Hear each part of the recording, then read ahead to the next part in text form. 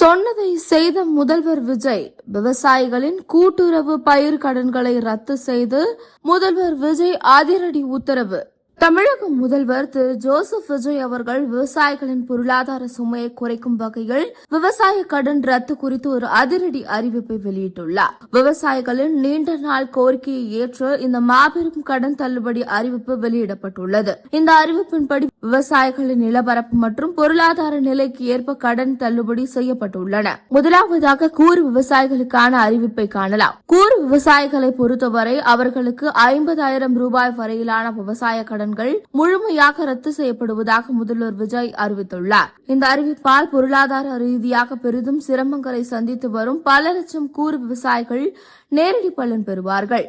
அடுத்ததாக சிறு விவசாயிகளும் சலுகைகள் அறிவிக்கப்பட்டுள்ளன. சிறு விவசாயிகளுக்கு அவர்கள் வாங்கிய பயிர்க்கடனில் 50% வரை கடன் தள்ளுபடி செய்யப்படும் என்று தெரிவிக்கப்பட்டுள்ளது. இந்த கடன் தள்ளுபடி எந்தெந்த கடன்களுக்கும் பொருந்தும், அதற்கான கால அவகாசம் என்ன என்பது குறித்து வெளியான வழிகாட்டுதலும் அந்த அறிவிப்பில் இடம்பெற்றுள்ளன. இந்த கடன் தள்ளுபடியானது கூட்டுறவு வங்கிகளில் பெறப்பட்ட பயிர்க்கடன்களுக்கு மட்டுமே பொருந்தும். வணிக வங்கிகளில் பெறப்பட்ட கடன்களுக்கு இது பொருந்தாது.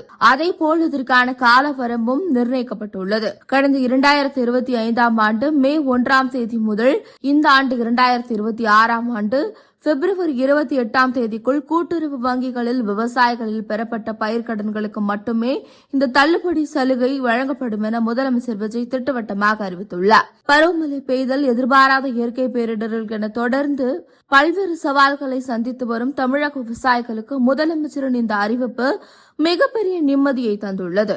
இந்த விவசாய கடன் தள்ளுபடி நடவடிக்கையை விவசாய சங்கங்களும் பல்வேறு தரப்பு மக்கள்களும் மனதார வரவேற்றுள்ளனர்.